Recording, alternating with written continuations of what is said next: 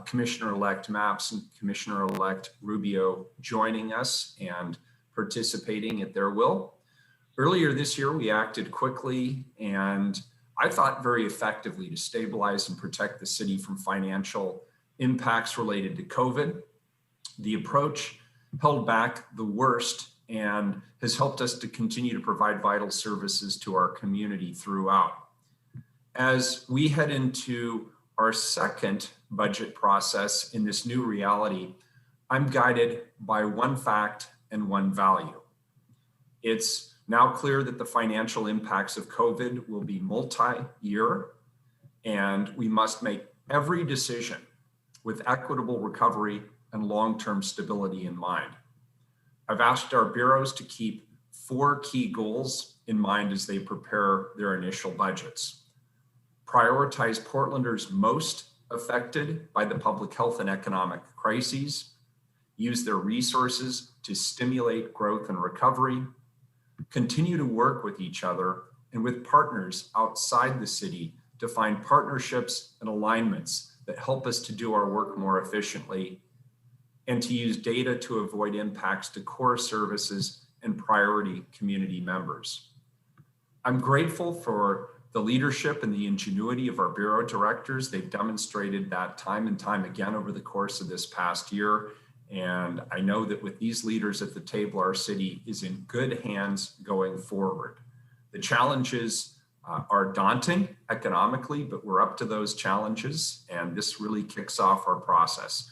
Again, I want to thank everybody for being here today and engaging in this discussion.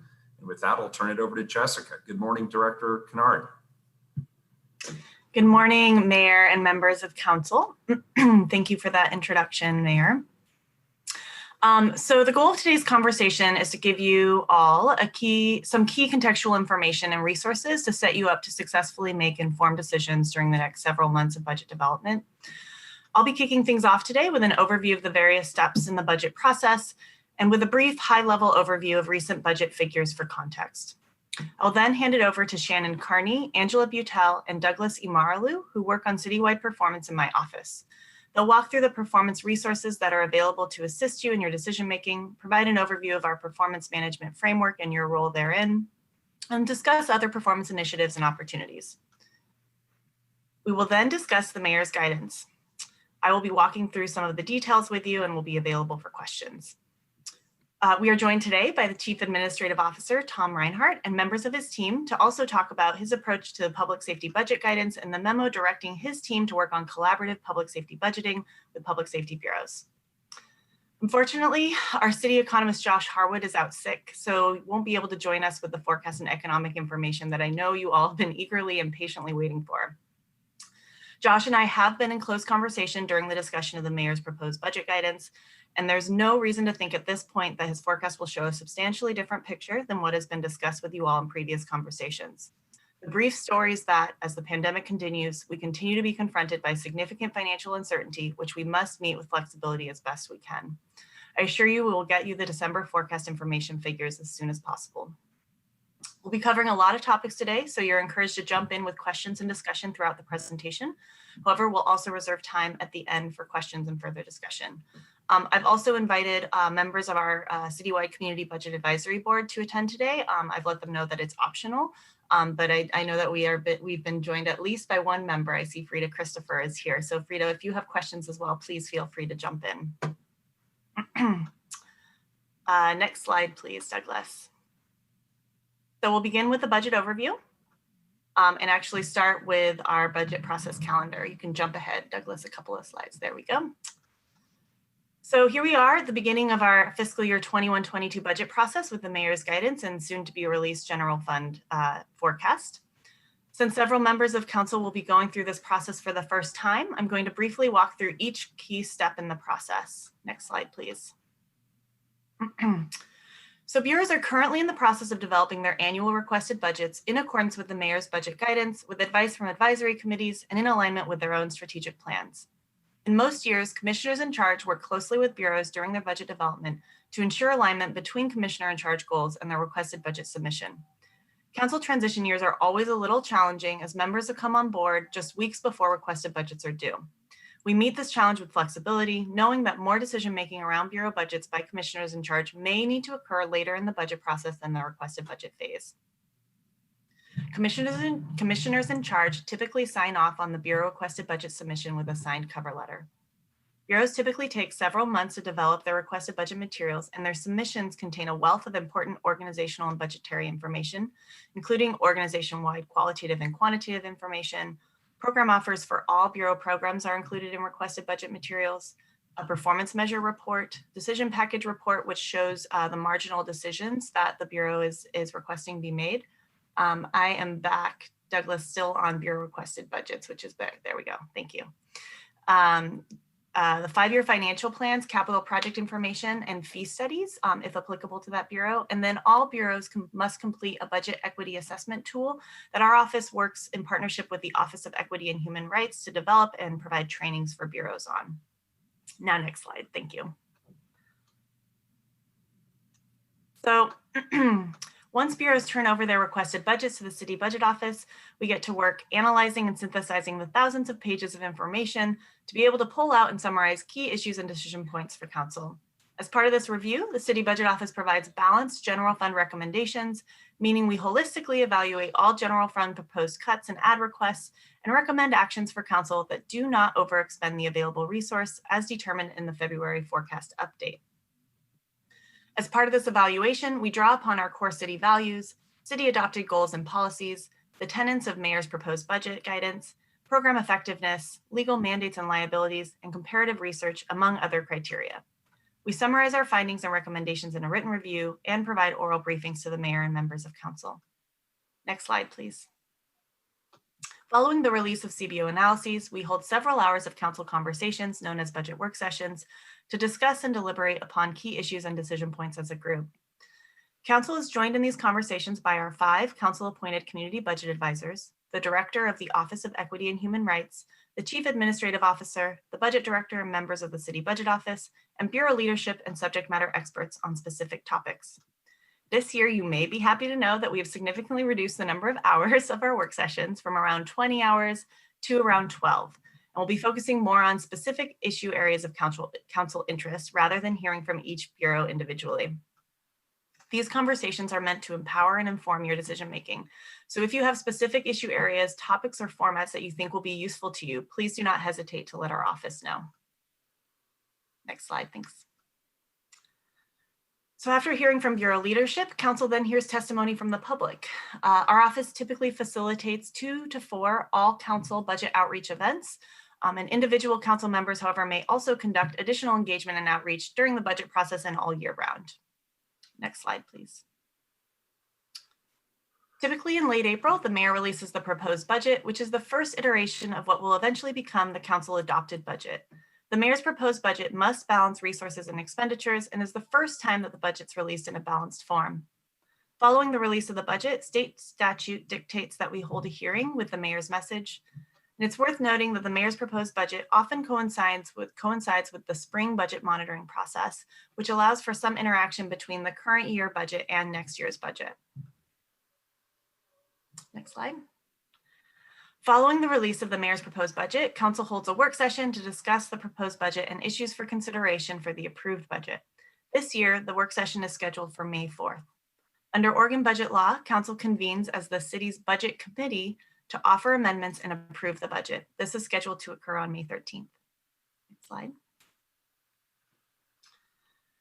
Finally, the budget committee then refers the approved budget to the Council for the final amendment and adoption.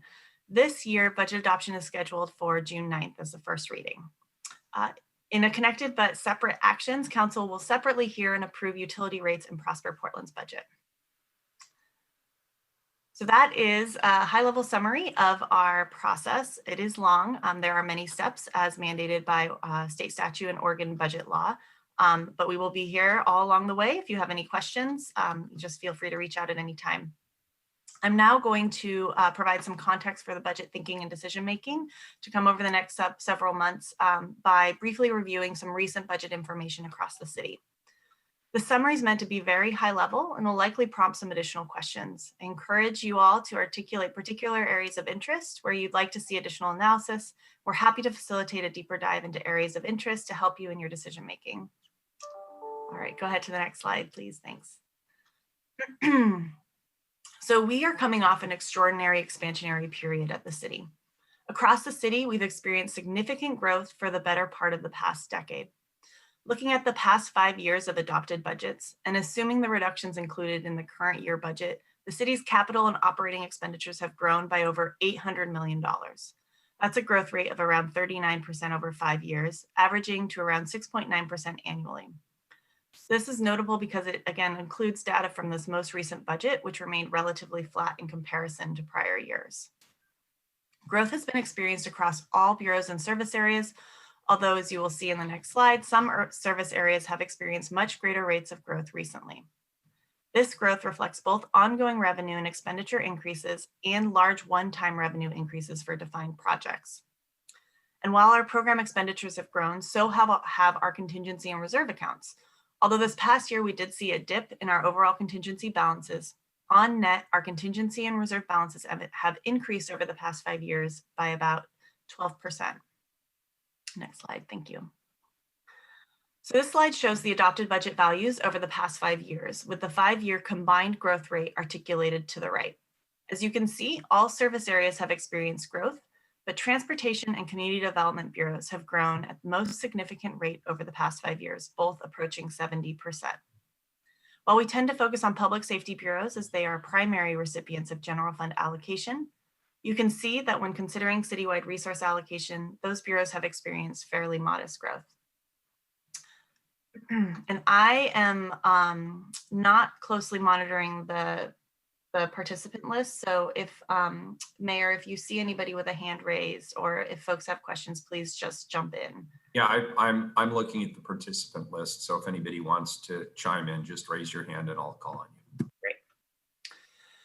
So one shortcoming of looking at adopted budget figures is that they may be inflated. Bureaus often over-budget project resources to ensure that money will be available if they're able to move more quickly through their operating capital plans, but this may lead to large unspent resources at the end of the year. For this reason, we also looked at the most recent 5 years of actual spending by bureaus and found similarly significant growth. So what the chart shows here is, again, actual expenditure increases of around $720 million over the past 5 years. And then we loosely grouped spending on what we classified as people, which includes personnel expenditures, and things, which includes materials and services spending and capital outlay costs. It's important to note that the latter may also support people. For example, our transfer of funding to the Joint Office of Homeless Services is sent via an external materials and services account, as is our transfers to many community-based organizations that we support. So it's not to say that things don't also include people. It's a loosely sort of defined criteria to sort of give you a sense of how we've spent resources over the past few years and how those resources have grown. So in this example, looking citywide, you can see that our things have increased by about 57%. That is largely a result of, again, large projects, large capital projects, large operating projects, large amounts of bond proceeds that we've received through the Parks Bond and Housing Bond, and then large projects that are being managed by transportation and the utility bureaus. Next slide, please. So then we took a look at the general fund and noticed that the general fund has also experienced notable growth over the past several years. The most recent adopted budget included over $100 million more in ongoing general fund discretionary resource than the adopted budget from 5 years ago, which represents about a 20% increase. Over the past 5 years, city adopted budgets have also included over $140 million in one-time general fund discretionary resource towards various programs and services. The graph at the right shows how the ongoing general fund growth has been allocated by service area, and it's what's called a waterfall chart. So you can see sort of each allocation by service area, but then it stacks on top of each other. So you can see that it totals to about $100 million. What you see there, of course, is our public safety services are the largest recipient of general fund, and they receive the largest dollar allocation of general fund growth. Next slide. However, when you look at the rate of general fund discretionary growth, you see a different allocation picture. And this is because, again, public safety bureaus comprise the largest percentage of our general fund currently. So they have the largest nominal dollar value growth. But when you look at the percentage rate of increase, you actually see that general fund discretionary support for community development services increased at 58% over the past 5 years. Public safety spending actually increased at the lowest rate, for general fund bureaus, that is, of course, transportation and public utility experience, slightly lower transportation, -1%, and public utilities about -40%. Yes, is there a question? Yes, can you tell me, what is community development? That includes, so I think what's primarily what you see in there is the Portland Housing Bureau and growth in our funding for Joint Office of Homeless Services. Community development services include housing and homeless services, sustainability and planning services, Bureau of Development Services permitting. It includes our Office for Community Technology. It includes a handful of special appropriations that go towards community services. Those are the primary elements that are in there. Thank you. Yeah. Any other questions on this slide? Okay, next slide, please. Actually, I have a quick question, if I may. Mengus here. Yeah.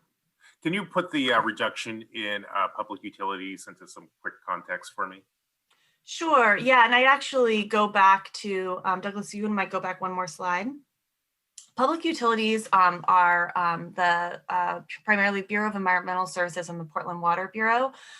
They are substantially funded by ratepayer dollars. There's a very, very small amount of general fund in the small millions of dollars. They've typically received one-time allocation of general fund for things like maintaining trees or maintaining sort of open spaces that are owned by the Water Bureau. And so you see that the actual nominal dollar value decline is about $722,000. But from a percentage standpoint, that's large because they typically only receive, a couple $1 million. Got it. Thank you. And I think it's primarily as a result of funding that was in their budget for a few years in the Bureau of Environmental Services to help maintain trees. That was removed from the budget, I believe, in fiscal year 17-18.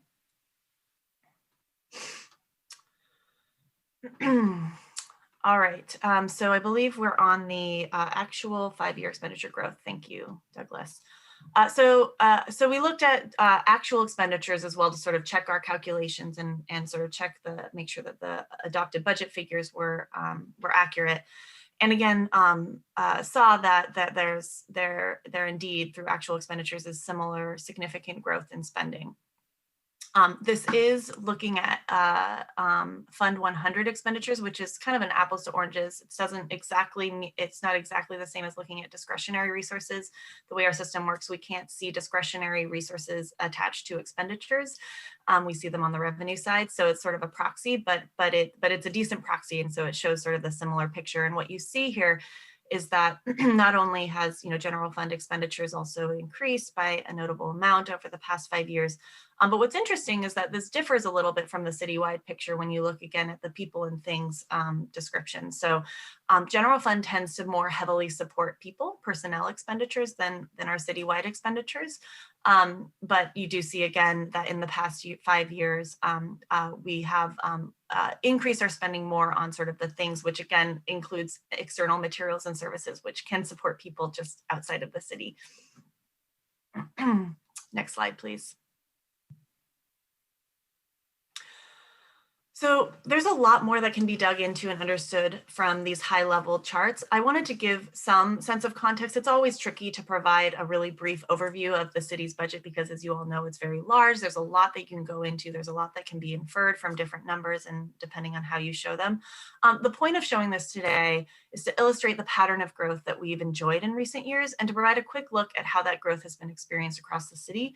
And to really think about, the opportunity that is provided by the fact that we're coming off of this extraordinary growth, to reflect on all that we've invested in. It's a healthy and good operational practice to periodically re-examine our services and investments, and this would be a good time to do so even without a contracting economy. Some of the questions we might ask are highlighted on this slide. What have we bought with these investments? Who's better off, and how do we know that they're better off from this growth in spending? Are we sufficiently aligning our investments to meet goals and demands for services? I've heard a number of you all talk about these and ask these questions yourselves as you deliberate over budget questions. And I think this is a good opportunity, again, to start setting the table to have those questions, to ask those questions of bureaus, to ask those questions of our office, and try to gather that information as you're making decisions in the next several months. Next, I'm going to turn it over to our performance team to walk you through our currently available citywide performance resources, frameworks, and initiatives to build upon these questions. But before we jump into that, I just want to pause before we move off of this topic and see if there's any other questions. Not seeing any right now, Jessica. Okay, great. All right, I'm going to turn it over to Shannon Carney, who's our citywide performance management lead. Thank you, Jessica, and good morning, everyone. Thanks for having us today.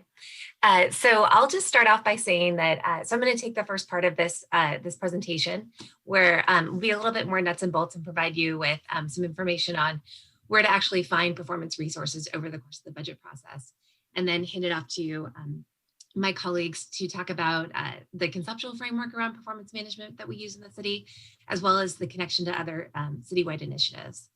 So I'll just start out by saying that sometimes it's a surprise that the citywide performance management is coordinated and that you hear so much about performance from the city budget office.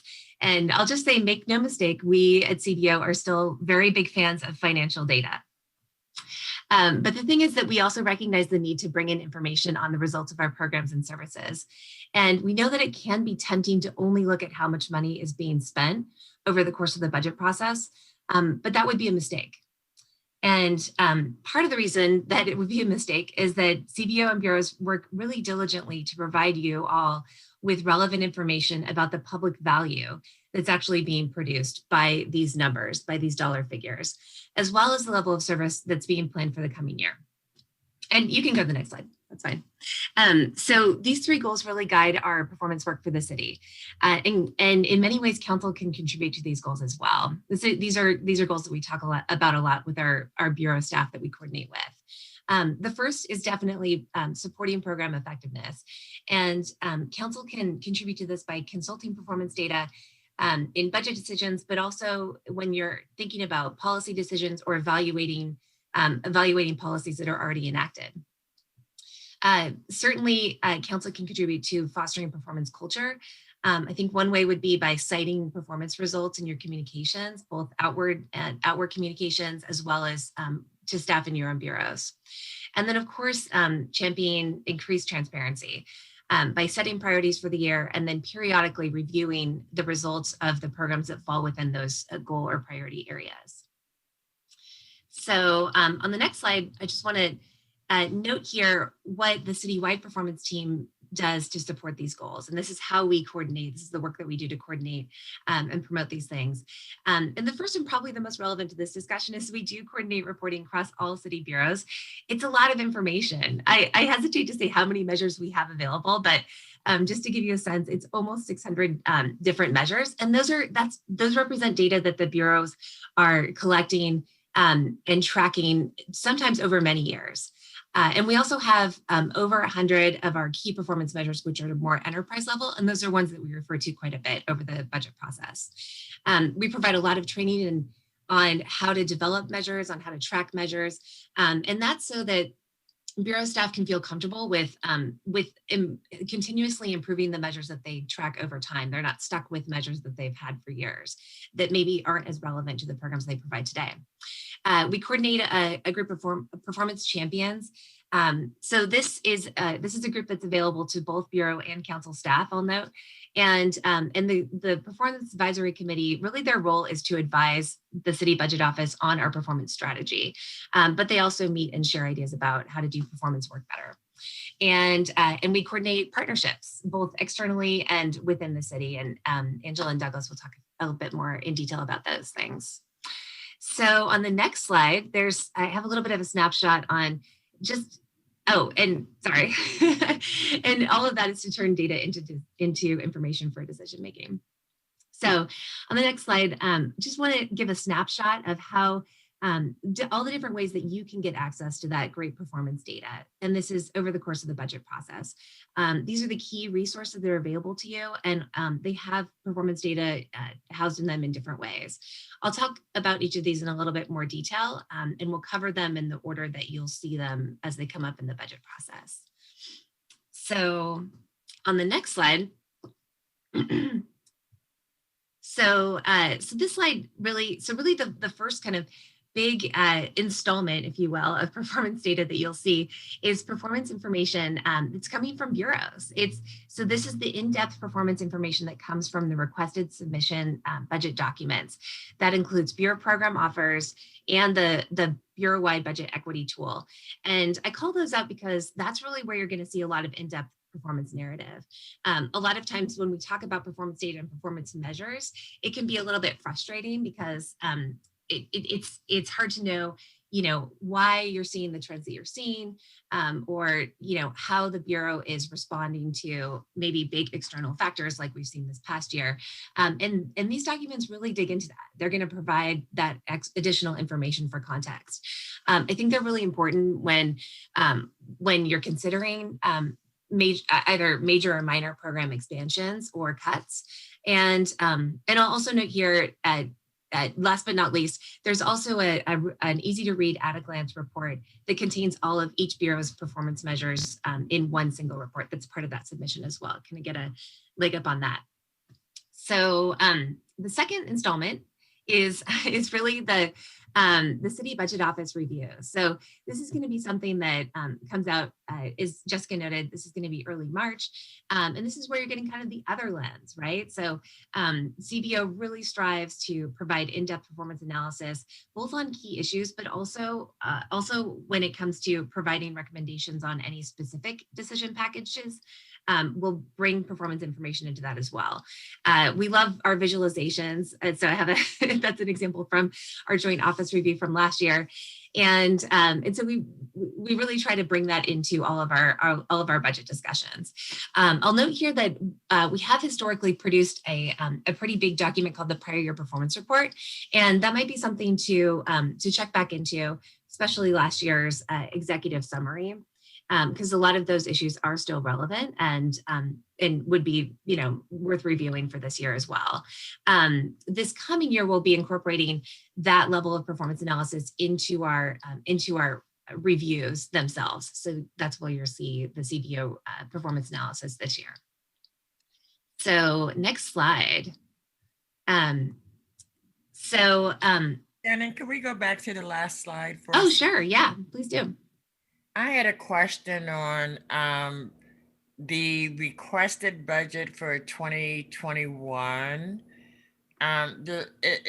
It looks significantly, I can barely see because it's tiny, but can you tell me what the increase is from the adopted budget for 2020 and what's being proposed for 2021? Well, it's meant to be an example. This is a last year's review of the joint office. But yeah, so it's meant to be an example. Okay, got it. Yeah. I saw an increase and I was like, where did that happen? And where did that happen? Yeah. No problem. I understand it's a little bit confusing. I just wanted to show kind of what it looks like and no, that makes sense. Reviews do come out. Yeah. I thought that I was aware that could potentially be confusing. So thanks for the question. I'm just checking because my brain was like, what's going on there? Yeah. Okay. Yeah. So these will be out. You can look at last year's reviews, but I think the most relevant is that CBO's reviews are going to be out, in early March. Great. So if there's no other questions here, I'll move on to the next slide, and we'll just keep talking about some of these different resources in the order that you'll see them. So, so the next resource, this is admittedly fairly simple, but I love the Bureau Budget Overview. It provides a great tool for you to use during the work sessions. And the nice thing about this is that it just takes the very high level information on each bureau, and the front side of the page is all budget information. So, what have the historical trends been on the last few years of the budgets, as well as personnel numbers. And then on the other page is where we note the key performance measures. So, and I'll just say here, those are the measures that are selected by bureaus to be representative of their core programs and services. So we like to call them the enterprise measures. And part of the reason is that we know that with almost 600 measures across our system, we can't look at all of those things, in any one sitting. And so that's part of why we ask bureaus to elevate just a handful of measures to represent the work that they're doing. It's not that we wouldn't want to, look at more of that detail if we're considering a specific program and kind of dive into some of those other measures. But key performance measures are a way for us to kind of get an at-a-glance view of what's happening in the Bureau and what types of services they're providing. So next slide. Great. So adopted budget document. So this probably goes without saying, but this is where we formalize our commitments around level of service that we'll be providing for the year, that the city will be providing for the year. I'll also note here that this is where we introduced our new citywide measures category, which is something we're really excited about. These are measures that get beyond just kind of a bureau by bureau view of what we're doing. And the reason we introduced citywide measures is that we know that there were gaps in how we were tracking city priorities, especially, but especially there were gaps in areas where those outcomes are a result of maybe collective effort across multiple bureaus, like we see in development, or something that really all bureaus contribute to. So we introduced this area, we aligned it with the Better Off framework that you've heard about from results-based accountability. So again, we're looking to kind of formalize what the city is trying to do in these areas. We've also disaggregated all the data where it's available. And you'll see that if you click into that overview section that, so for example, have average wage for, median wage for workers in Multnomah County. It's disaggregated by race and disability status. So that is one that we're looking to expand with help of our Bureau partners into additional citywide measures. Next, so back to all these resources. I think we're just two more. So these are really, these last two are available to you really now or at any time throughout the budget process. So we have an online citywide performance dashboard, and this is a great place to go if you want to explore either the measures in your own bureaus or across the city. It includes some of the key metadata that helps the measures make more sense, including descriptions provided by the bureaus of what's happening in terms of historical trends or trends compared to targets, and they're grouped by service areas, so they're easy to find. And then the last one, last but not least, is the information that we have from the 2019 Portland Insight Survey. And this has come up a couple times, I think, from some different work sessions.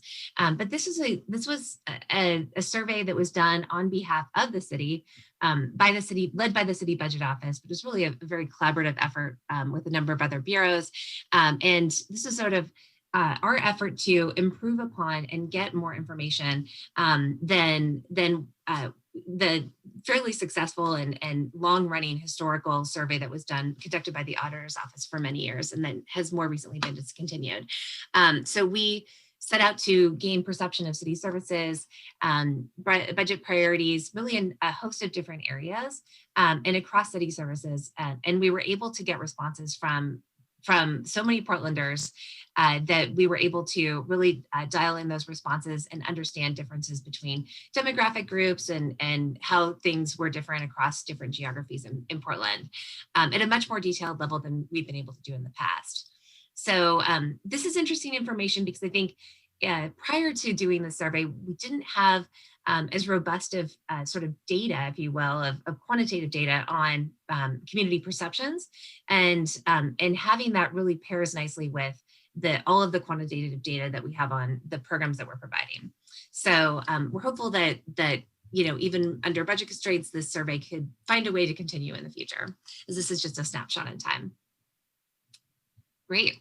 So a couple more slides here. So again, this is just, this slide is meant to provide, so getting beyond the resources that we're providing to you, what is really your role as members of council and as commissioners in charge of your bureau with regards to performance information? And I'll just call out a few things here. I know there's other things probably not on the slide, but really, so some key roles are really off the bat is reviewing and approving those bureau performance measures, as well as targets set by bureaus before bureaus submit the requested budgets.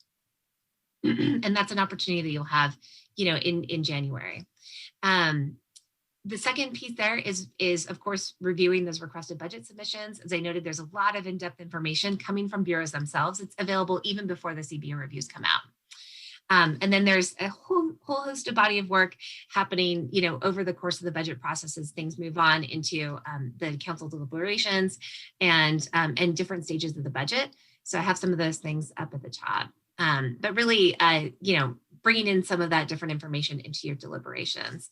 And then finally, approving measure targets, as those might change depending on what's included in the budget. And the next slide, so just some last things to leave you with that didn't fit on any other slide, but these are just some ways to, it's a lot of information to consume. And these are just areas that we would encourage you to consider to use that information in ways that's going to help you. So just considering the measures themselves, a lot of our, I'll just say, a lot of performance measures, went down this past year, and there were big external reasons for that. But we still want to prioritize programs that are tracking what I would say meaningful measures, and that might mean something different to each of you. But thinking about what those measures are and if those represent meaningful outcomes to the community can be a helpful way to, a helpful lens to bring into your consideration of performance data, even when things aren't trending in a desired direction. That said, I would also recommend considering results, especially when considering program expansions. Asking questions, of course, that's critical. And I would also encourage you to ask for more information. We do provide a lot of performance data. It doesn't represent all the data that's out there. So if you have an area that you're particularly interested in, there's a potential that we could provide you with that as well. And with that, I will turn it over to my colleague, Angela Butel. Thank you. Shannon, before you move off of that, oh, sure. I had a thought, and I've been thinking about this a lot lately, and it's half-baked. So I'll just throw it out there as a thought. Maybe we can stew over it a bit. So we have all these key performance measures going all the way down to the granular level within every program in every bureau. And so we have books of performance data. But what we don't really have is broad performance data that I think is more in alignment with what the public cares about. And the three issues that come up time and time and time again are safety, homelessness, and livability. Is the city safer? And people have different definitions of what safety is, but is the city safer? Are we fundamentally and meaningfully addressing the homeless crisis? And are we addressing the profound livability issues that are impacting the city of Portland now, and which have been impacting the city of Portland for some number of years? I don't believe we tell a very good story. And I'm not sure we know really how to tell this story about our progress or our lack of progress in those three key areas: safety, homelessness, and livability. And so as I think about my transition to term 2, I'm spending a lot of time on that subject specifically. And I would certainly appreciate any input or thoughts my colleagues or any of my bureau directors have on that point, because really what the public is telling me, amongst a myriad of other things, but the key points is they want improvements around safety, homelessness, and livability. And I feel like we need to commit with the public, with the community, about what our goals are and then be incredibly honest with them and straightforward about, are we moving towards those goals or aren't we? What's the plan? What needs to be improved? Where are the gaps? And how can the public help? And so I want us to think a little more broadly than sort of these micro measures, the KPMs that we use, and think more broadly about just the public satisfaction in the community in which they live. And that's, you don't even need to respond to that. But you know, we spend a ton of time collecting data. I'm just not sure it's always the right data. In fact, I'm positive it's not. That's helpful, Mayor. Thank you. I think you're right on about communicating those priorities and investigating, you know, what information we have that can align with those. I couldn't agree more that we need to do more work on, as a city, on you know, essentially establishing that impact statement level, right? And communicating those broad goals. The only thing I would note is that I do think that this team, the City Budget Office, can really help with identifying what we do actually have a number of measures that I would consider more high level or enterprise. And what we can do as staff is help link the measures that we have available in our system to those high level goals that council has, and then from there identify, you know, if there's other things that we need to track as well. I do think we have some of that already, which is a good head start. Let me give you one more thought on this before I move on. The KPMs tend to be focused not so much on outcomes as they are throughput or volume. It's not interesting to the public how many tons of litter we've collected up, right? What they're interested in is when will it go away? So we're measuring the throughput of the program, but the public wants to know, when are you going to get half of it cleaned up and when are you going to get all of it cleaned up? Those are outcome measures.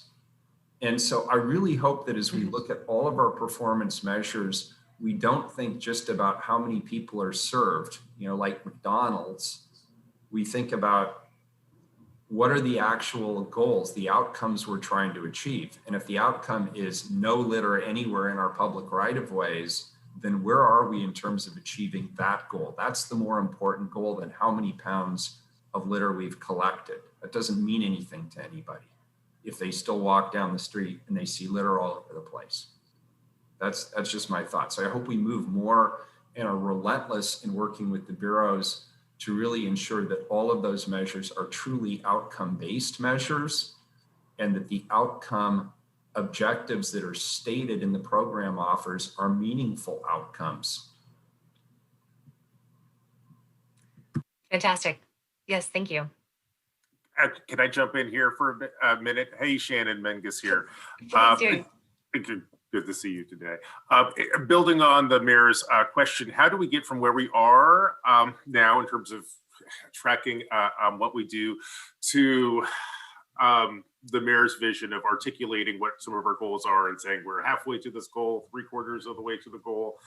Is that something, is there a step in the process where that actually happens, or do we need to do something different in order to say we want to house everybody within the, you know, we want to house 4,000 people in the next 4 years?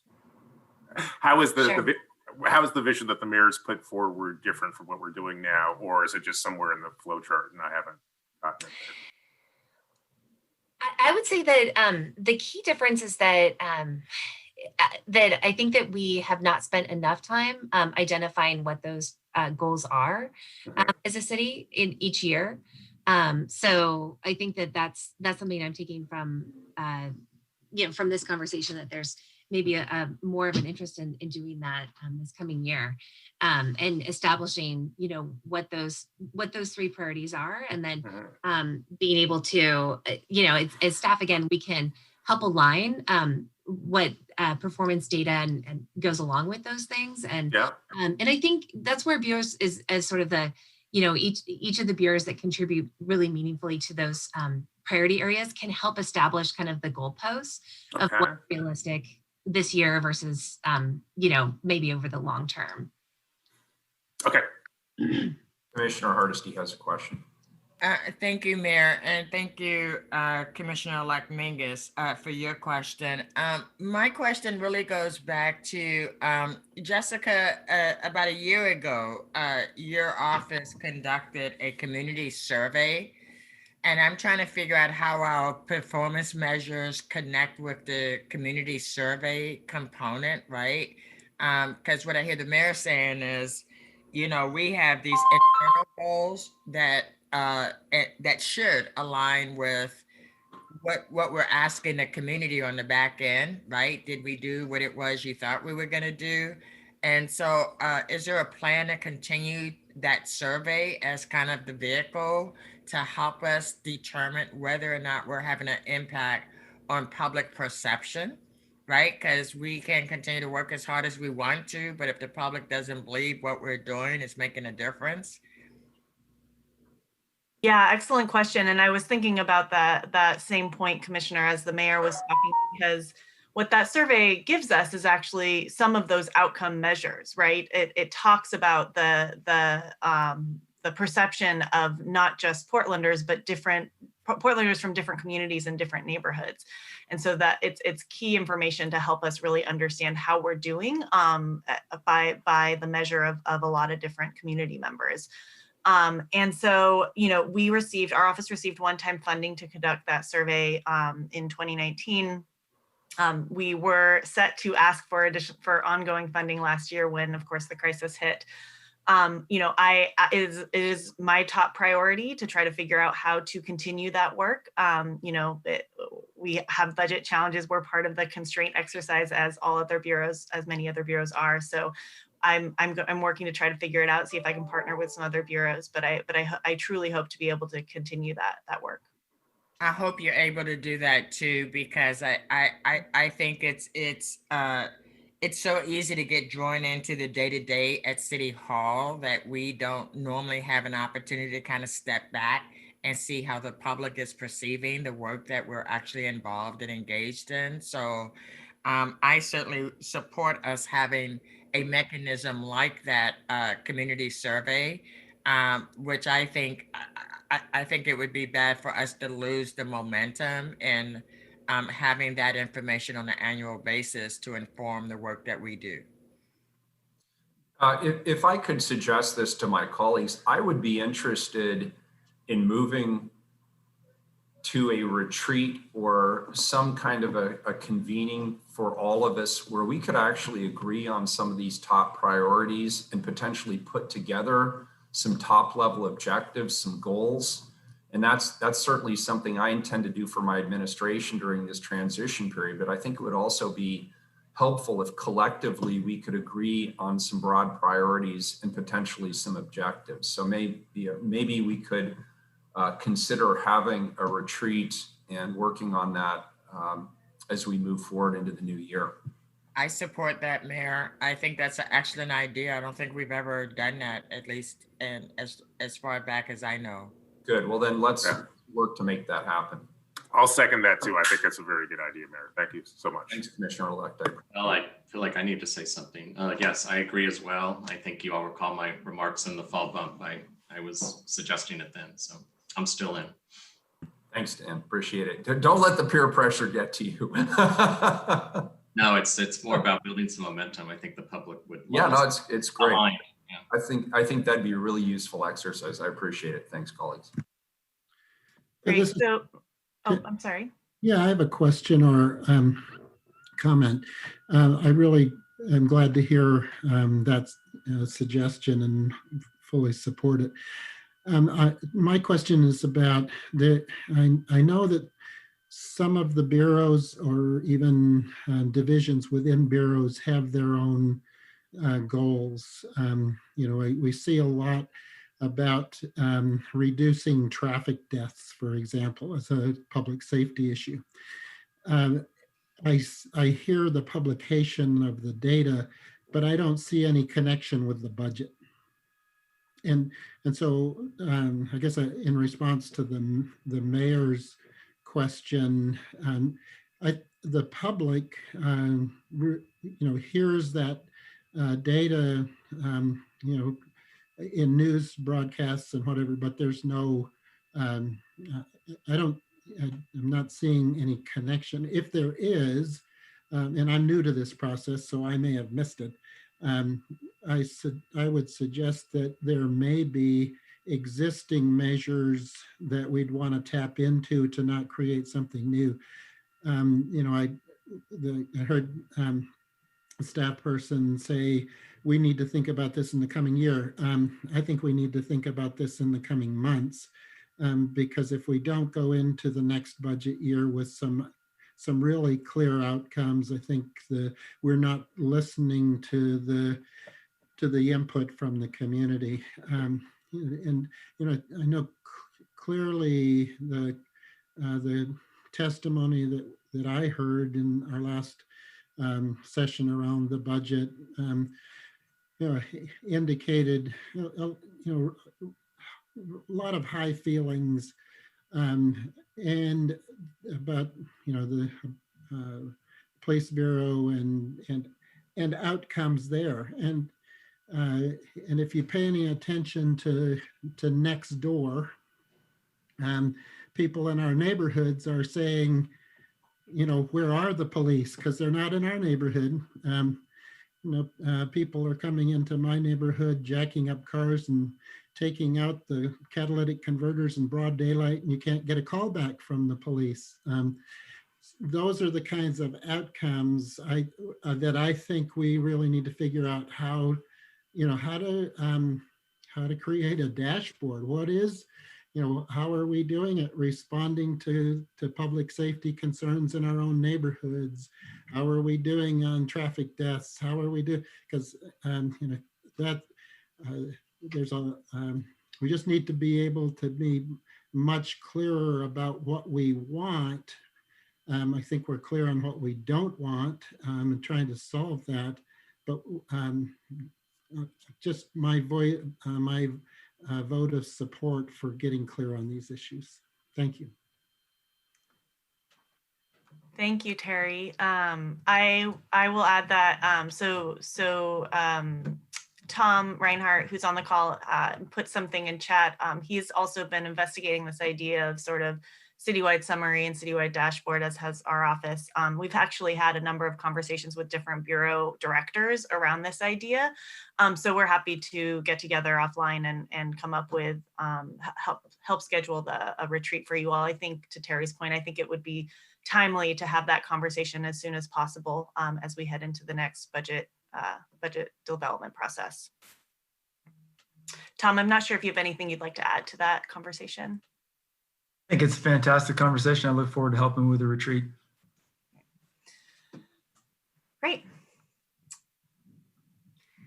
Excellent. Well, that concludes my section. We still have a little bit more to share with you on performance, and I think it aligns really well with this discussion that we've been having around citywide priorities. So I'm going to hand it off to my colleague, Angela Butel, for the next section.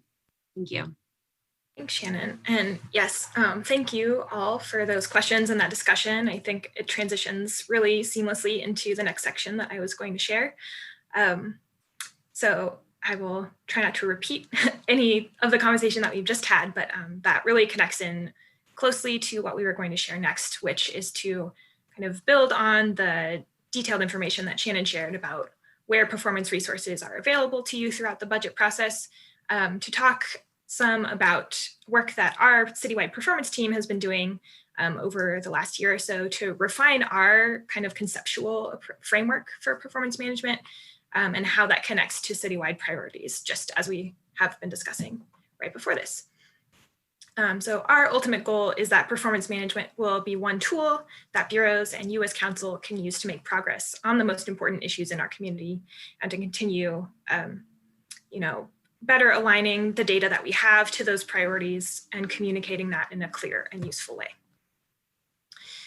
So this cycle is something that we have adapted from the Drucker Institute, which is a management research institute. And it sort of briefly illustrates how we conceptualize performance fitting into that process of putting our values and priorities into action. So the Drucker Institute talks about the interplay of ethical values, which are broader and higher level, with operational or strategic values, which get more into the specifics of how we do our day-to-day work. So while sets of ethical values can tell us about what principles guide our work, operational or strategic values answer the question, how do we implement these principles? So, and then as we act based on those operational or strategic values, performance comes into play with the key step of assessment, which then asks whether our work is actually demonstrating our values. And if it's not, or not as much as we'd like it to, then we begin again from the place of our values to determine how we can adjust our approach.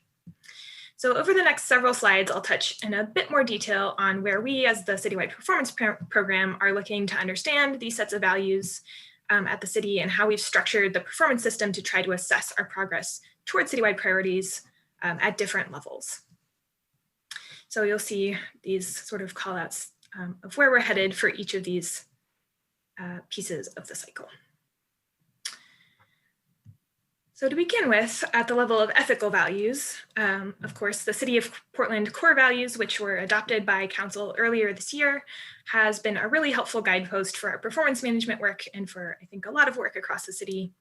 These 6 values provide a clear answer to the ethical values question of what principles guide our work. This next slide, I think, really captures a lot of what everyone was saying just before I started talking about, okay, how do we get to that next level of operational values and kind of specific goals that we're headed toward in a particular year. So as you all know, clearly from your experience and from that discussion, the operational or strategic values play a really important role when it comes to weighing trade-offs among many competing priorities. So which is very relevant for the budget process, of course. Operational values in the form of time-bound goals paired up with measurable outcomes set a guidepost that city bureaus and programs can align their individual efforts to make sure we're all kind of pointed in the same direction. And so to the extent that council is able to articulate these shared goals and desired outcomes, as you have started talking about here and hope to continue to do in the coming weeks, that serves as a very helpful framework for decision-making as we head into the budget process. One other note on these operational values is, of course, that this is not a conversation that is beginning from scratch, and we do have a significant existing foundation of operational values across the city in our various plans that have been adopted in recent years. So, of course, we have the Portland Plan, we have the 2035 Comprehensive Plan. As someone noted just now, many bureaus have their own strategic plans, which also set out goals and measures for outcomes. We have our citywide racial equity goals and strategies, which set out really crucial goals around racial equity. And then, of course, the budget guidance issued last week.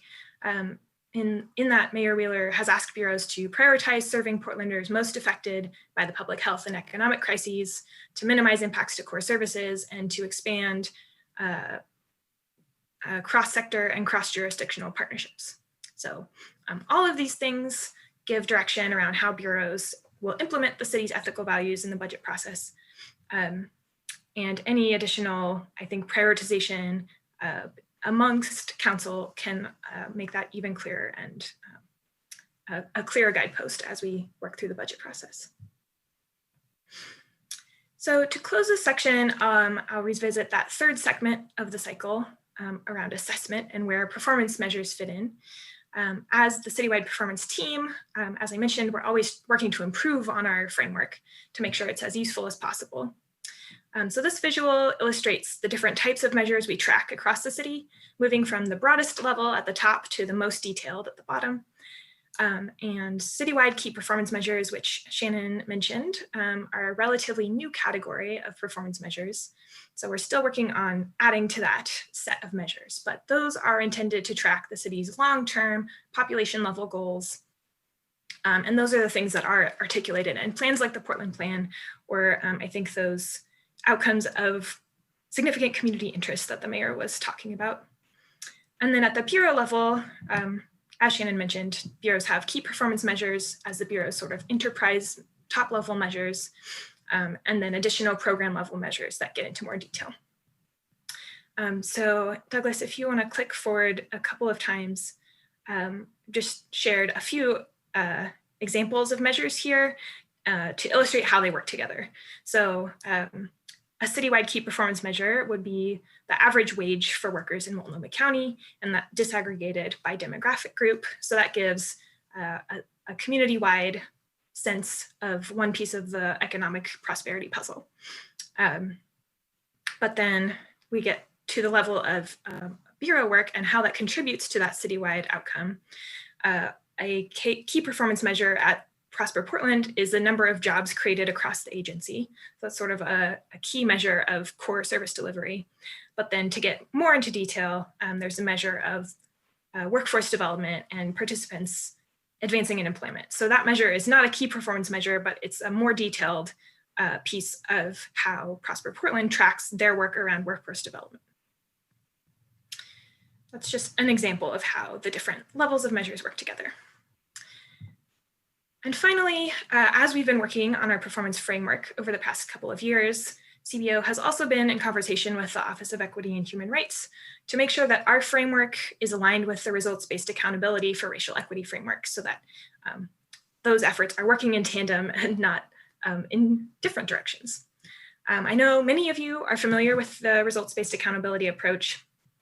So by way of very brief summary, a key focus in results-based accountability, which is highlighted in the orange pyramid on the right, is beginning by defining a desired result at the population level, that long-term outcome. And then through root cause analysis, a specific organization then aligns its activities to contribute to that result and tracks progress on its own programs and policies at the performance level, level of more detail. So one key goal for our performance program, as we've added things like the citywide key performance measures, was to create a space within our system for tracking that data on those population level results in a disaggregated way to make sure that the bureau level performance work can then map to that bigger picture. And I think that's exactly what I heard the mayor hoping to do more of, and also would agree with my colleagues that that is a goal of ours as well. So we look forward to continuing to be in that conversation with you and helping put the data that we have available to work to facilitate that conversation. Next, well, I'll pause here to see if there are any questions on that. Not seeing any. Great. So then I will pass it on to Douglas and Marlo to talk about connections between performance and other citywide initiatives. Thanks, Angela. So I'm just going to be talking about the connections between budgeting and performance and other citywide initiatives, but focusing more on beyond budgeting, how the performance work that we do connects to other citywide initiatives, and how that helps with some of the points that the mayor mentioned about, telling the story of improvements around, safety, homelessness, and livability. And one of those initiatives is the open data portal, which I think would be very, very crucial if we are to move forward with what I've heard the mayor and commissioners agree to in terms of telling the story honestly and transparently about our progress in some of these citywide priorities. So one thing about performance management is that it goes beyond budgeting, and it actually spreads its tentacles into other initiatives across the city. One of those initiatives is the expansion of the city's open data portal. As we may know, across the country, cities are investing more in renewed efforts to support the idea of making data publicly accessible. With the creation of open data portals that increase transparency and public engagement. Portland is no different, and we are expanding our open data portal to increase transparency and public participation while fostering innovation within the city and collaboration across bureaus, local partners, and also community members. For example, the Smart Cities team from the Bureau of Planning and Sustainability is now working towards a more unified approach in open data. This approach would provide council with more detailed and perhaps disaggregated data that shines the light on performance of programs and services we provide for all Portlanders. The expansion will also enable council to see more real-time data on core service area. So I think this ties really nicely into the consensus that I've heard today about, working more on setting goals and tracking the advancement towards what is most important to Portlanders, those meaningful outcomes. I want to quickly mention that this expansion by BPS and the Smart Cities team we centralize open data and it's well underway with data sets. It will centralize open data. One of the expansion, the projects for the pilot would highlight the city's response to COVID-19 and it's expected to be available in early 2021. It will also include data sets concerning citywide performance measures. So I would encourage council to look forward to those projects being launched and for more information to inform your decision making. Also, quickly talk about the What Works Cities initiatives and how it ties into our performance work and also budgeting. So in 2016, Portland joined the What Works Cities initiative, joining cities across the country to strengthen the use of data and evidence and to improve results for communities that we serve. The What Works Cities project is a cross-bureau project team and is coordinated centrally by the City Budget Office. In summary, what it does is to provide technical support to city bureaus. As we are part of this network of cities, we can tap into technical support from expert partners. And also it provides support for a roadmap in using data and evidence to improve our results. As you can see to the left of my screen, there are several partners that we are partnering with to continue with this work. I'll skip over the strategy we're implementing because that's something else, but I'll just jump into, because we're talking about impact now, I'll quickly jump into some of the projects that we have worked on and the impact that we have seen across the city, because I know council is really focused on meaningful outcomes. So this collaboration is helping to shape what a data-informed Portland would look like. So far, the results and learning from other projects have helped to advance processes and operations across the city. As you can see on the screen, I have 3 projects that we highlight here, one with PBOT in collaboration with the Government Center for Excellence in building their data governance committee. Another project was in collaboration with the Harvard Kennedy School of Government Performance Lab. That was BTS and procurement collaborating to deliver on a project that helps improve the result of technology procurements and contracts across the city. One that's really central to our operations currently, considering COVID, was the use of RCTs, that's randomized control trials, by city staff to figure out the best way to create decisions and create the communication that would inform folks on how to encourage customers to keep 6 feet distance during the COVID-19 pandemic. So these are some of the projects that the What Works Cities initiative has helped us to implement across the city, and the impact has been enormous so far. So going forward, we have achieved some milestones. In June 2020, Mayor Wheeler, you helped with announcing our achievement as Portland joined the prestigious Honor Roll City with What Works Cities. Portland was recognized for its leadership and innovative approach to incorporating data-driven decision-making into governance practices. And moving on, in 2021, we are on track for certification, thanks to the hard work of multi-bureau team. And certification itself would help the city to benchmark its progress and development, and develop a roadmap for using data and evidence to deliver more results for Portlanders. These are some of the achievements that we have been able to make by being a part of this initiative. But going forward, understanding that this is more like a transformational change in how we work, we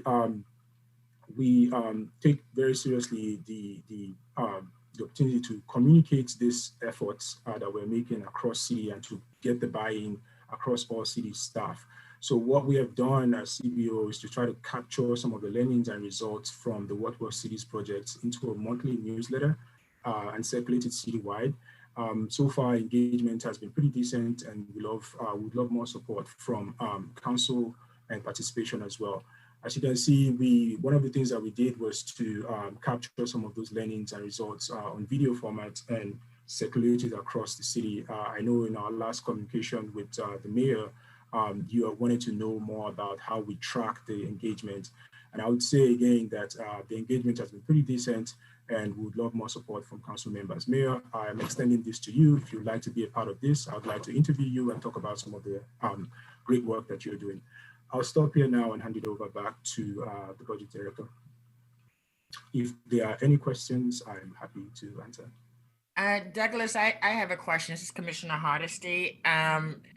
When you say you would like more support from the council, what does that look like? Support in terms of some of the initiatives that we're working on, if you could be a part of that, and how, say for instance, with some of the projects that we're collaborating with bureaus to work on, if commissioners could sort of ask from bureau directors how those projects are going and the results from those projects, are they being implemented? For instance, say the BTS procurement project, and how we are trying to use more data in making decisions for contracting and procurement, for commissioners to check on their bureaus to see how that is playing out and to sort of request, results from that process. That would help us to see that we have buy-in from, leadership going forward with this initiative. Thank you, Douglas. And let me just say that I certainly would want to have more knowledge so that I know what questions to ask my bureau directors. I see that you've partnered with PBEM, and that seems to be a really clear-cut partnership. But if this is a citywide initiative, I don't know that we have enough information about how this is rolling out citywide to be as helpful as we could be. Yeah, thank you for that. So one of the things we're trying to do, again, CBO, is to make sure that the communication is broad ranging, like we are sort of communicating about this initiative and the projects that we are working on. So every staff member can sort of have an understanding of what we're doing. So yeah, we definitely need to work more on that. Speaking to the point of the performance team before now, we also had the idea of actually briefing commissioners about some of these work that we do in the performance team and the What Cities project itself, like having a briefing session with commissioners. If you are interested in that, we'll be happy to provide that kind of information. Definitely interested in that, Douglas, as well as some of your forward thinking, right? I know we can't do everything citywide at the same time. So very interested in kind of your priorities as you see this rolling out across the city. So look forward to a briefing, yes. Thank you very much. I look forward to having a chat. Are there any other questions? Just one more thing I'd like to comment here about the performance team is I enjoyed listening to the commissioners talk about, rolling out some, talking together and sort of setting those priorities really clear. One thing we've talked about as a performance team is also reporting on some of those priorities, like real time on the dashboard. And I just want to quickly add here that the launch of the open data portal might help us, implement that idea in terms of reporting on, say, safety, homelessness, and livability, and being honest and transparent with our progress towards those goals. So the open data portal definitely, and the launch would help us with, showing, releasing that information publicly, so that our community can also access that information and, see how we are making progress along those lines.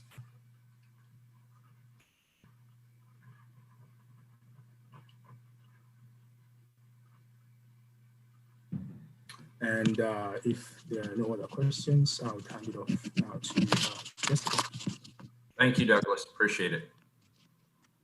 Thank you, Douglas, and thank you to the performance team, who are comprised of mostly Shannon's our performance lead, and Douglas and Angela manage both an analyst portfolio. So they both work on the financial analyst side and the performance side. So they are masters of many talents. So thank you all for all of your work there.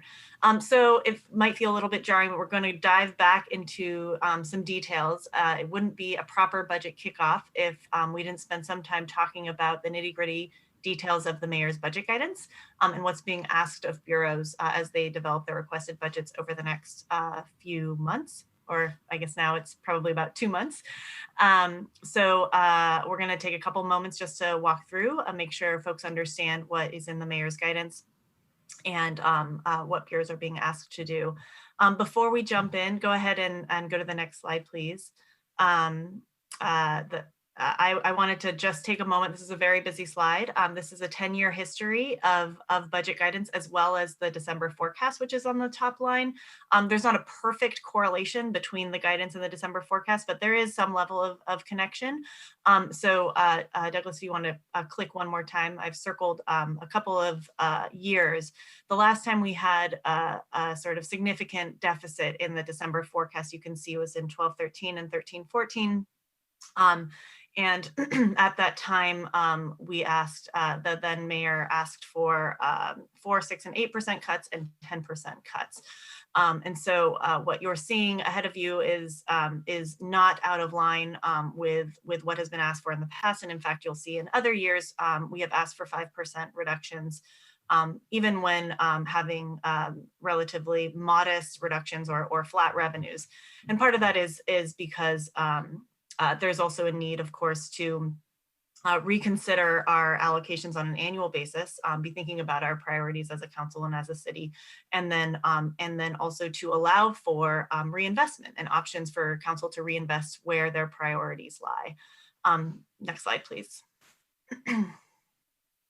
So at a high level, the mayor's guidance talks about the need to retain our flexibility through the financial sort of uncertainty, this continued financial uncertainty that we're existing in. And it's asking bureaus to really prioritize their existing resources towards Portlanders most affected by the public health crisis and or economic crisis, to leverage any stable or available funding sources, such as bond proceeds or available ending balances, to responsibly stabilize our services, to continue and expand cross-jurisdictional and cross-sector partnerships, and to use data and evidence to minimize the impacts to core services and vulnerable community partners.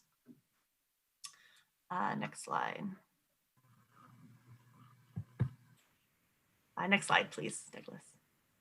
Thank you. The mayor's guidance also asks that when bureaus look for reductions, because we know that many bureaus, not just general fund bureaus, but many bureaus are going to need to look for reductions this coming budget cycle, that they should examine their longstanding systems, processes, and programs, and really ask if they're serving Portlanders equitably, efficiently, and effectively. Look at the why behind the services and the programs. Are bureaus required, or are they choosing to provide certain services? In line with results-based accountability framework, ask of the programs who benefits, and asking are new programs in line with sort of the growth that we've seen in recent years. If we've added new programs, take a moment and think, are those new programs achieving the results that you thought they would? And then finally, ask if your bureau's operations are moving us closer to our carbon reduction goals. The guidance states that after considering these questions, bureaus should propose reductions that are meeting as many of the following criteria as possible, that are not serving those most in need, that have little evidence of effectiveness, that are not required by city charter or code, or are duplicative of services provided by other bureaus or governments. For general fund bureaus, the mayor's guidance specifies a 5% ongoing constraint for all general fund bureaus and transfers, except bureaus with fewer than 30 employees, although CBO is going through this exercise as the majority of other bureaus will be as well. And then also exempts the ongoing transfer to the Joint Office of Homeless Services. Bureaus should submit so the constraint is working. It's a little bit different than a cut option. When bureaus submit cut options, what they do is they kind of parse out individual cuts that they're asking council to either give a thumbs up or a thumbs down on. What this will look like is it will essentially, the bureaus are being asked to meet a reduction, a 5% reduction constraint. Our office will tell them what that 5% number is, and they will need to put forward one package, what we refer to as a decision package that contains everything in that constraint. And then they will be allowed to ask for resources back as add packages for specific and discrete things that they want to continue doing. So once they submit those ad packages asking for resources back, they will need to prioritize sort of those ad backs by sort of rank those ad backs in terms of the priority to the bureau, what they would want to be added back first, what they would want to be added back second. All of these packages will be paired with a fairly robust set of qualitative information. There's a lot of narrative information that we ask bureaus to provide, talk about what the equity impacts are of the decision package, what the service level impacts, what the performance impacts are, et cetera. So we'll have fairly robust information from the bureaus. And then part of the CBO analysis and review is to ask further questions to really analyze those changes in resource and provide summary information to you all. So Jessica, yes, go ahead, Commissioner. Is there a, how can we be helpful? I have seen this process work before where bureaus will put the most popular community program on the chopping block because they know there's a constituency that will come and fight to get that cut put back in. What do you recommend? How do you recommend we as the leadership at the city make sure that we're not doing what we normally do when budget reductions are required? That always feels like a very dishonest process, and it never leaves us walking away feeling good about the process.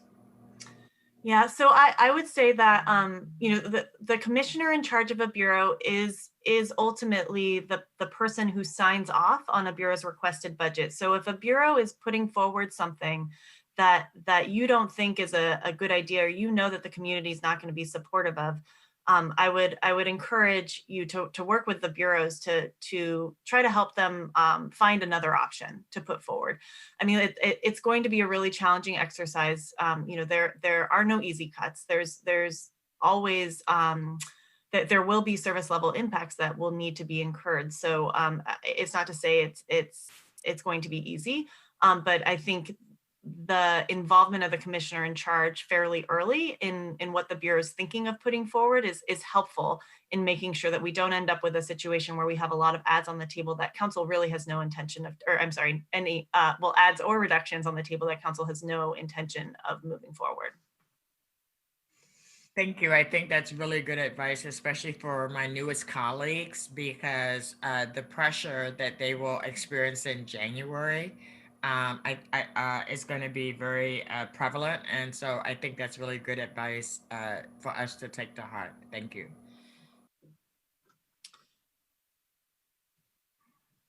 So, so the mayor's guidance did indicate that, so at this time, bureaus are allowed to request sort of add backs from their constraint. But there are no new ads that are currently allowed in the guidance. However, the mayor indicated that he may be issuing supplemental guidance or follow-up guidance that will allow for some limited ads, some fairly prescribed ads in the areas of the highest priority. Next slide, please.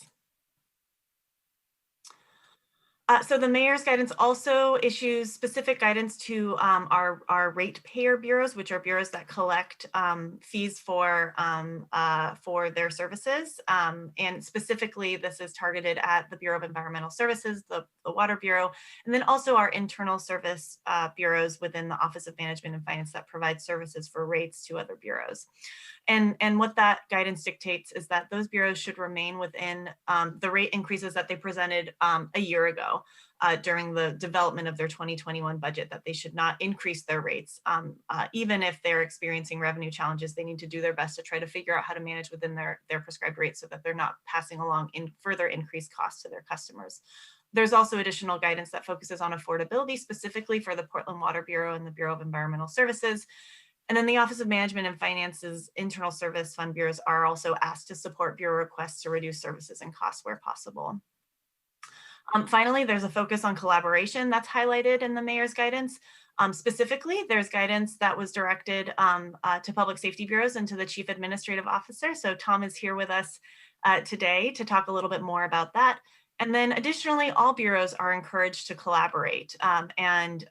There is, language about, really the mayor's looking to look favorably upon those bureaus that are showing that they're collaborating through their budget process and their requested budget submittals. Thank you, Director Kennard. Great presentation. Before we move to Tom, I'll just make a brief introduction. I think most of you know, I directed Tom, the Chief Administrative Officer, to work with public safety bureaus and make recommendations for my proposed budget. I believe that this will lead to a more cohesive, coordinated set of budget requests, recognizing that many of the services in our 4 public safety bureaus are clearly interdependent.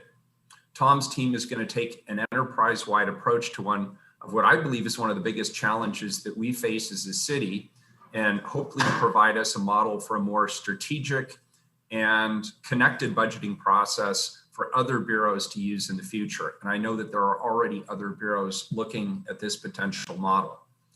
I see the budget as an important part of the process to make major changes in our public safety system, but it's just a piece of that puzzle.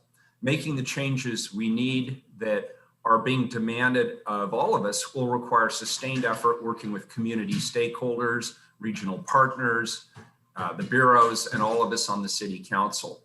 The first steps are to create a pathway for cross-bureau collaboration and reform, and this is what I've tasked Tom to do. So Tom, I'll let you take it from here. Thanks, Mayor. Good morning, Council, Council members-elect, community budget advisors. I'm really excited to be here today. I'm excited to work with you, Mayor, and Commissioner Hardesty, and the bureaus that you mentioned, our existing public safety bureaus, on this challenge. I recognize the faith that both the Mayor and Commissioner Hardesty are showing in me to try a different approach this year. I want to underscore the work will be very hard and the recommendations will be extremely challenging. And I pledge that I won't let you down. We'll give you a good product, and I know my team is up for the challenge. I have 3 goals for my time today.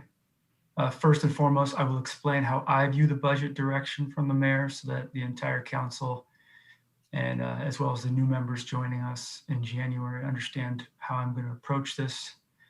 I'm going to briefly touch on the context in which my team and I believe we are all in together and how that will affect how we approach this effort. And 3, of course, I'll answer any of your questions. To our community budget advisors in the meeting, I want to apologize. I did not get you the memo from the Mayor and the chiefs and directors. They are now in your inbox, but I didn't think of that until this meeting started today. So apologies for that. Happy to answer any questions you have later in the week or after. We have a new council being seated in a few weeks, as been mentioned several times, while we don't yet have full clarity on the policy direction, particularly regarding policing. From the many conversations I've had so far, I believe we do have an historic opportunity to build on broad general agreement towards a new strategy. This strategy we are loosely calling a community safety system that recognizes the interlocking parts between the 4 existing bureaus and the many other services that the city and the county and the state all provide.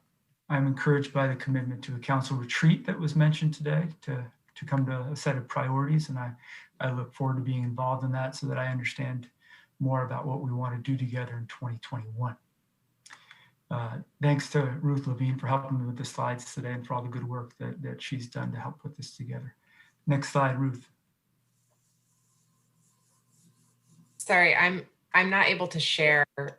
Douglas' screen is up. Douglas, could you pull yours down and I'll put ours up?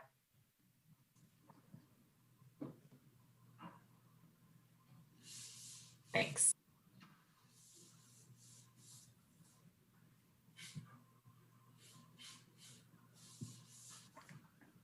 Thank you. Sorry I didn't catch that earlier, Ruth. Thanks, Douglas. So the Mayor's direction to my team and I is to look at operational changes that generate savings and efficiencies and result in better alignment across all the bureaus to improve outcomes. Now, we put this slide up because it is the result of lots of research that went into the data on calls to our 911 system in preparation for the development of the street response pilot. I think the quotes are instructive about what we are embarking upon, but I also think folks won't be surprised by what the heat map reveals in terms of the influx of calls really in the central city that are shaped around what has happened in our city the last several years around the social safety net fraying and our emergency response system having to pick up a lot of the slack and respond to calls that were outside the traditional scope of what this city and cities all across the country are now asking public safety and first responders to do. So why did I get this direction from the mayor? I want to explain that briefly to people that haven't been deeply engaged in this, particularly the community budget advisors. The mayor, in collaboration and partnership with Commissioner Hardesty, chartered the Public Safety Work Group a year ago to identify overlap and opportunities for consolidation in police, fire, emergency communications, and emergency management, thinking about the 4 distinct bureaus as one system. And I want to credit our elected officials for taking that step. Driving this sense of opportunity was the analysis that you will see in a minute based upon our budget constraints that was already mentioned earlier in terms of public safety being the lion's share of the general fund discretionary. And also in the development of the street response pilot, the evolution of the community health assessment team in Portland Fire and Rescue, the good work done in emergency communications to take a more sophisticated approach to call triage, and partnerships that the city has solidified over many years with nonprofit organizations in the community. From Project Respond to Central City Concern, we have had a growing realization that the city's services are downstream of many of the upstream causes of a lot of what happens across streets throughout our city. Our traditional public safety system, in short, is transitioning into a community safety system. And we're recognizing that calls for service have changed. The complexity ahead of us is to figure out how to get the right service to the right person, right call as quickly as needed. And to the mayor's point earlier, ensuring our investments are also helping with the agreed upon outcomes. Next slide. I want to underscore the calls for service point that I made. This should be familiar to many policymakers across the city, maybe not so familiar yet to Commissioner Ryan or Commissioner-elect Rubio or Commissioner-elect Maps. But it tells a pretty simple story. Our calls for service have been rising steadily and markedly over the past 10 years. Not surprising, as our city is growing in terms of population, and unfortunately the problems that residents face in terms of just general sense of safety. You'll also see on this slide that calls that are loosely termed low acuity calls into our healthcare system, disturbance calls, calls related to houselessness and mental illness are rising at a rapid clip. Next slide, please. Director Kennard and her team mentioned this earlier. I want to draw your attention to this because I think this is the important second piece here. Not only is our system changing in terms of the demand side, we started the public safety work group under the direction of Commissioner Hardesty and Mayor Wheeler over a year ago because of what you see on this slide.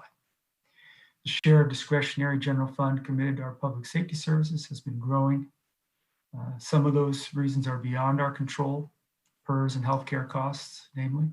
But the call here is to figure out a financially sustainable model looking at our entire set of services so we can respond better to the needs of Portlanders. So this is an important context for the mayor's budget directive. The policy discussions we've had over the last couple of years, combined with the new budget pressures, and I think it's important to say months of protests calling for changes in policing, are clearly telling us a story that we need to look at how we work, not only as an operation differently, but how we invest and allocate resources. Jessica made this comment earlier, the need to align investments with City Council's goals. I think that we have a new story to tell in public safety. Next slide, please. So I want to just touch briefly upon opportunities we think we may have as a city. And we chose this slide because I mentioned this to Commissioner Hardesty and Mayor Wheeler when we presented some of these ideas several months ago. In my 4-year tenure as Chief Administrative Officer, this picture illustrates the one time that I know that the entire leadership in the 4 public safety bureaus and myself were in front of City Council to have a policy debate. This was around the initial stages of Portland street response. And I'm using this picture because I want to underscore that in a city of our size and complexity, particularly with the challenges that we face across this particular system in our city government, we need to do this more often. And the mayor's direction to me is an opportunity for us to more tightly knit our work together. We have 4 very talented sets of leadership teams in these bureaus. But to be frank, they have built up their own bureaus over many decades in our system. They work on a historic service delivery model, and the way that they budget and shape their budgets is, of course, built around that. Each bureau has a lot of talent and expertise, and we know that they're going to engage well in this process. But there may be areas that, that we are going to identify that are overlapping in terms of their programs, their staff, and from a financial and service integration perspective, we've outgrown this approach. We believe there are areas in which the system could be more cohesive, could be consolidated, could share resources, personnel, equipment, facilities, all sorts of things. In addition, as the council knows, we recently created the Community Safety Transition Director position, are out recruiting for this person right now. This person, when hired, will be responsible for much of the work that I'm trying to describe at a high level, organizing and driving the strategic plan for the public safety system's transition to a community safety system, including shared services, as well as the alternative response models that we have started to develop, including Portland Street Response. The person is much more likely to be successful if they're supported by an enterprise team and this first step in budgeting together and making decisions together. As I mentioned, our response model is evolving as we shift to a new model that's tailored to the needs of the community in a different way. We can start to deepen our ability to triage the calls differently, look at the demand data about what the community is calling for and who should staff those response calls. That will have big implications for how we staff police precincts and fire stations over the next many years. And we need to efficiently and effectively align our budget with these shifts in services. This will take time, but I'm intent on taking the first steps and making recommendations this year with the mayor's direction. We will work with bureaus to look for opportunities where we can make progress on changes. I've mentioned a couple of these, but I want to mention them again. So the rise in low acuity medical calls is changing fire services all across the country. We have partner organizations in the region and across the country, for instance, that have moved towards deploying sedans and different types of vehicles and different types of staff to many calls. We have a contract with AMR, our ambulance contractor, that over the next couple of years, we are going to look at as well in terms of how we could partner more closely to manage the different types of services that we have with the community. And of course, Portland Street Response, our pilot that we are starting, will give us a lot of data and examples of how our system needs to evolve from emergency response. Cities are all around the country are also looking at experiments, as we have been doing, for unarmed police officers or people that are public safety officers that are unarmed. Camden, New Jersey, Los Angeles, many other cities, we are going to continue to learn from that. And we are going to look at what, if anything, we can do in this budget process on that as well. And lastly, our Bureau of Emergency Communications has become more and more critical in terms of targeted investments in technology and accurately dispatching and triaging calls to the right service at the right time. I think that'll become more prevalent and more pressing as the years go by, and we are going to be looking at that very carefully in terms of consolidation and work we need to do in this budget. Beyond the general fund reductions for this coming fiscal year and the recommendations that my team and I make, the community, as we all know, has called for us to shift investment away from enforcement towards more upstream prevention efforts.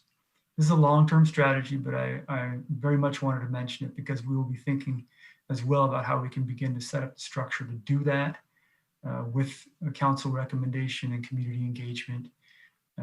We have meetings scheduled with partner cities, including Austin, Texas, coming up this week to learn more about what they are doing in terms of a model with community partners. The budget process, as we all know, can't do what I'm describing in terms of system change alone. We hope and expect and rely upon the new council to outline vision and values for the future community safety system. So we continue to push in that direction. This budget process is one step, but we're going to need strategic and operational changes, and it's going to take collective bargaining with our partners, and it's going to take a lot of other work. Next steps, I think that's another slide. Thanks.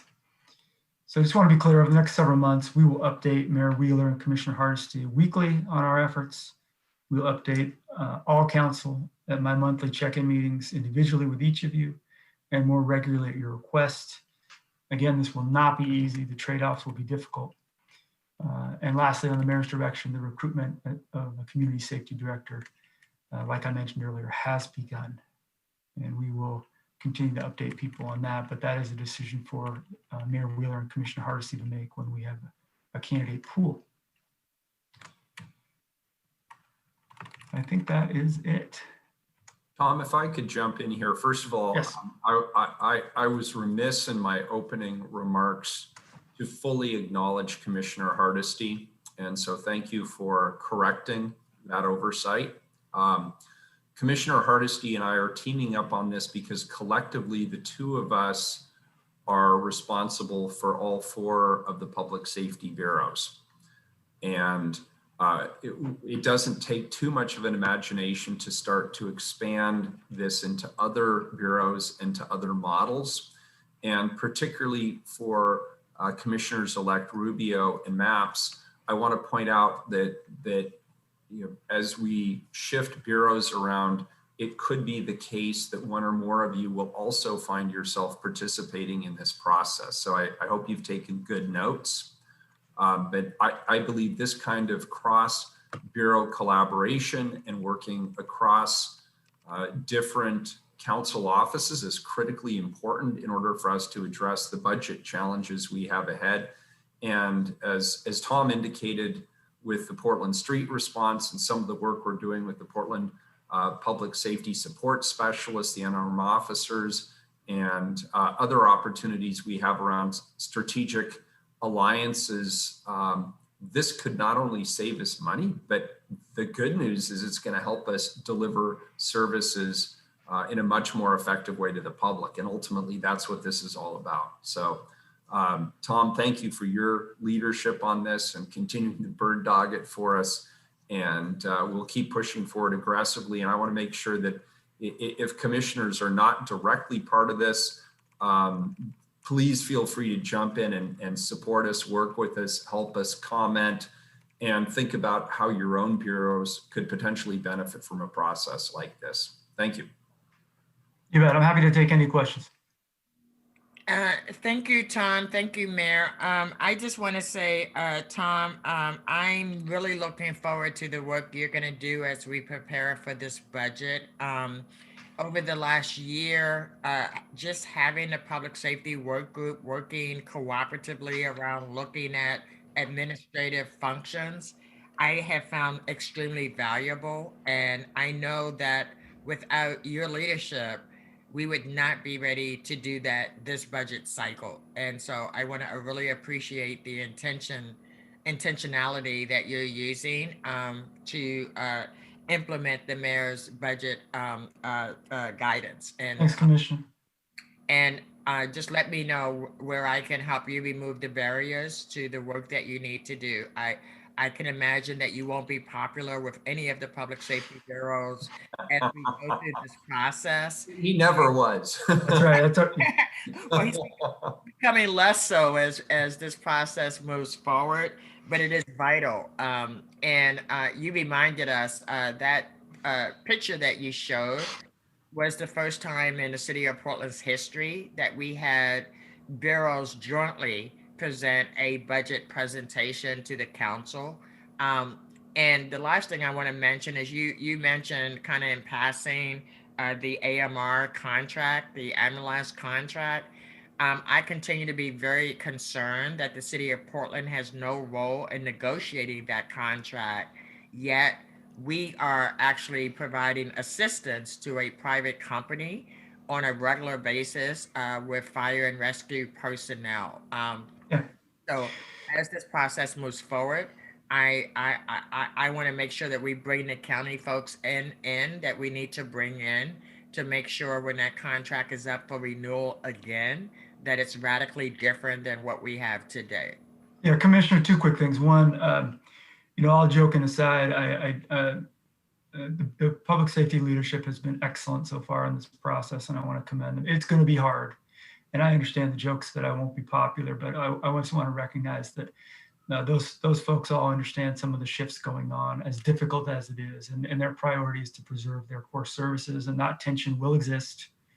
And I'm happy to make the hard recommendations on behalf of Portlanders and on behalf of the City Council, but I want to applaud them for even stretching themselves in the way they have so far. And secondly, we could do a whole other session on what you just identified in terms of the overlapping partnerships with county, with Multnomah County. And the mayor has mentioned time and time again the fact that the state and the federal governments, declining investments in mental health services and alcohol and drug treatment services. There's a lot going on here that affects public safety system. And as we go forward, we will try to create other avenues in your retreat and beyond to address some of those long-term questions. And you're exactly right. There's lots of pieces here that are loosely within our control that we have to work with partners on. Yes, thank you. Tom, I'd like to ask a question, if it's okay. Hi, Frida. Hi. In these public safety, there's two extremely strong unions, okay? And you talk about administration. Have you brought the unions leadership into discussion yet? I know with our school district, that has always helped pave the way by having them on the front end, not after decisions are made, especially then you go into negotiations. It makes the negotiations a little easier as well. Great question. I saw Commissioner Ryan nodding his head vigorously from experience in the Zoom screen here. Frida, when we started the public safety work group, I did a number of presentations to budget advisory committees, bureau leadership teams. We are going to do those rounds again. So that is one component. We have done outreach to the bargaining units, and our partners are extremely important in this. And as I tried to emphasize in the presentation, we anticipate that some of the recommendations that we make will take more than one contract cycle. That's just the nature of working with your partners.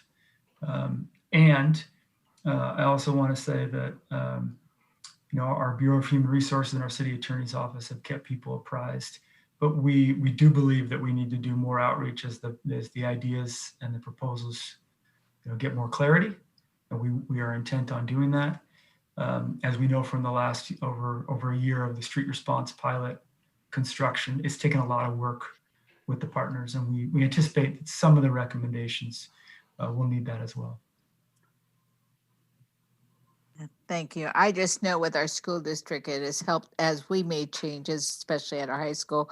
Your discussion makes me think of our high school. It used to be in silos where, science wouldn't talk to math, et cetera. And now that we broke those down over the years, there's a much more collaboration, and the high school works so much better than it once did.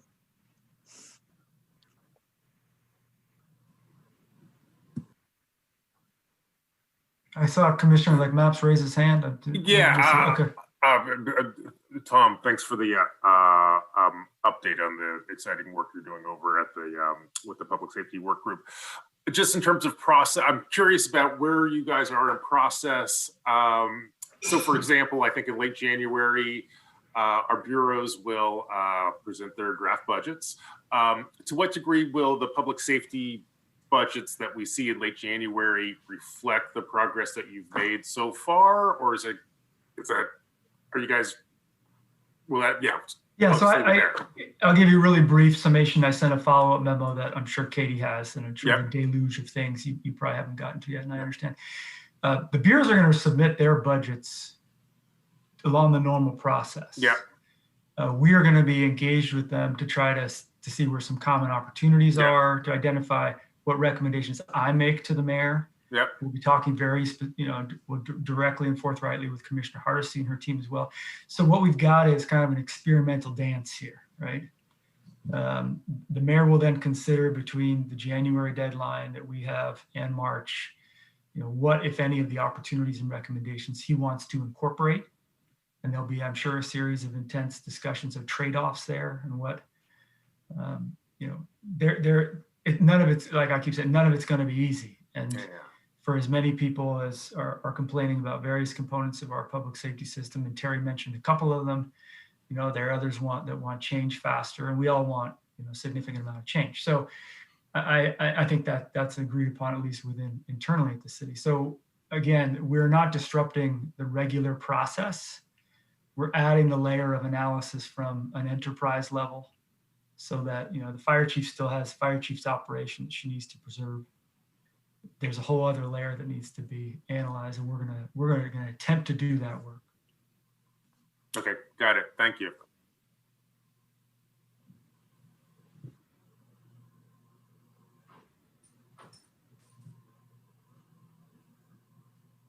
Commissioner Hardesty. Great, thanks for the time, Jessica. Thank you so much, Tom, for your work and your team's work and for providing that thorough summary. So that was the end of our scheduled agenda today. We held some time for additional questions and discussion.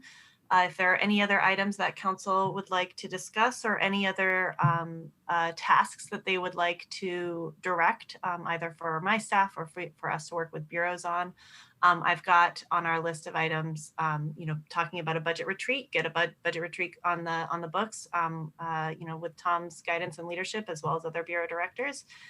I have on my list to do a review of the types of performance metrics that we have available currently as sort of some pre-work for that retreat in the priority areas that the mayor articulated. So we can have some of that staff work done and ready to move that conversation forward. I'm trying to think if there were other items, if there are any other items or tasks or to-dos that council would like to put on the table now. I'm all ears.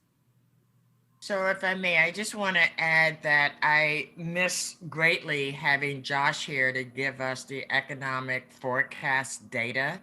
I guess for me, I'm a little challenged between knowing what the economic forecast is projected to be and how bad that is projected to be, and then these performance outcomes that we say that we want to reach. I think what we all know is that when the eviction moratorium is lifted, the rise in houseless community members is going to be really overwhelming. And so I just want to make sure that the work that we're doing is taken into account, not where we are today, but where we're going to be in the very near future, so that we're not setting ourselves up for providing misinformation to the public. Thank you, Commissioner. We will be sure to think about forward-looking performance, not just current performance or prior performance. In our discussion. And yes, we all, I miss Josh too. Yeah, so my favorite economist, yes. We will. And so what we will do is he will release his forecast in a written form as a memo as soon as we are able. And I would anticipate that to be in the very near future. And so you all will have that in your inbox as soon as we can manage it. And just to follow up on that, and Mayor, I think it's going to be really important that all of us, as we are communicating to the broader public next year, that we are being realistic about expectations of what could be accomplished next year and then the year after. Because otherwise, once again, I can see a scenario where, all of a sudden, people are complaining about our houseless population today, and when it's fourfold or fivefold, the assumption is going to be that we haven't done enough, or we have not prepared people for what's coming down the pike in the future. Communication, absolutely. Thank you. Commissioner Ryan, I see you also have your hand up. And then Frida, I think, has the comment. Yes, thank you, Mayor. And thank you, everyone that's presented. That was riveting. I tried to stay quiet, and I did some active nonverbal, which I was caught doing, and I appreciate all that transposed. So I'll try to just cut to the chase because we're running out of time. I appreciated the Mayor that you reminded us of what our top priorities are. And I think the survey that was taken pre-COVID, pre a lot of things, pre the beauty of 2020, many of that still holds true. And so, like I mentioned in the bump, I hope that we do a budget that really, in the retreat, we can focus on this, I assume, really look at those top 3 priorities. And it's not assume that it's one bureau or 2 bureaus that are in charge of them, but have every bureau look at how they're impacted by the houselessness crisis. Every time I bring it up with a bureau that you wouldn't expect is directly connected to it, you unleash a lot of emotion and a lot of information about just how much time, therefore resources, are consumed by our houseless emergency. And as Commissioner Hardesty stated, we probably don't even need Josh here to tell us, right, that that's only going to keep being a factor. So I just hope that we really look at that. I also would say that you indicated some things that made me really happy, and I wanted to maybe go further with that just real quick. And that is the collaboration among bureaus, which obviously was just stated very well with the community safety system. And I know we're looking at with that elsewhere. And also you mentioned there were 20 sessions last year, 12 sessions this year. I'm hearing a theme of collaboration, but I'm also starting to hear a theme of streamlining. So is this crisis the opportunity to look at such bold efficiencies as where in fact we have duplication of services that many customers of the city experience? And are we going to look at some opportunities for some further streamlining of bureaus and such? So I'm not going to say I know what those are right now. I'm just saying I hope that we have the courage to look at those opportunities at this time going forward. Thank you. Agreed. Commissioner Fritz. Thank you. So I just wanted to say that the city is in good hands, and I'm really thrilled with the work that you're going to do next year. And thanks to Jessica Kennard in the City Budget Office, thanks to Tom Reinhardt in the CAO office. The city is in good hands, and I appreciate there's so many challenges, and you are the right people to figure out how to deal with them. So I just want to say thank you. Thank you, Commissioner Fritz. Great. Anything else anybody wants to put on the table in our last 2 minutes? I think that's it. All right. Excellent. Thank you, everyone who presented today. Thank you, Director Kennard. Thank you, Tom, everybody who participated. Thanks to my colleagues. Good discussion. And as they say, to be continued. We are adjourned.